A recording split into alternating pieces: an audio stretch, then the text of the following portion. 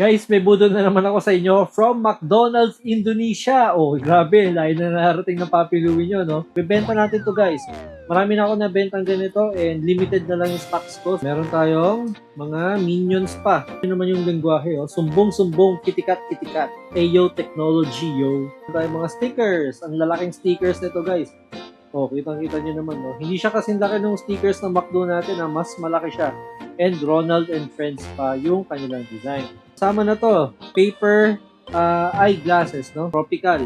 Parang summer vibes niya kasi nga galing Bali, Indonesia pa to. Authentic ka din. May kasama kang authentic na balloon ng McDo. Salamat, ulang tahong. Salamat daw at ang ulam nila ay tahong. Ako, napakasarap. So, para sa akin, kung collector kayo, huwag nyo na siyang sama ko na to sa collection. Next is, ayan, may kasama siyang bag. Actually, hindi ko pa nakikita tong bag na to, no? Hindi ko pa siya nabubuksan. So, ngayon, bubuksan na natin. Oh, uy, malaki siya, Ronald and Friends siya. Parang Max Space yung design. Ito siya kalaki. Tapos para siyang handbag na kumakapal siya ng ganito kakapal. So, si Ronald lang to, tsaka si Grimace, no? Ito yung next na item na makukuha mo.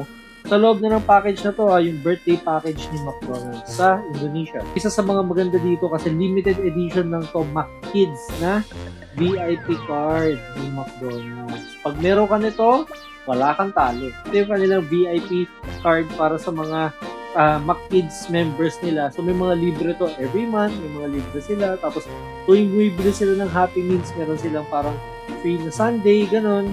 So kaya maganda magkaroon ng McKids card din sa kanila. Ito, ano na lang to? Memorabilia na lang kumbaga kung kayo ay McDonald's collector. And lastly, ito yung pinakamaganda sa lahat dyan. Ang ating McKids jersey. Ito, pwede ko yatang buksan to kasi nasisil pa siya, no? Oh, ang ganda. Uy, actually, gagi.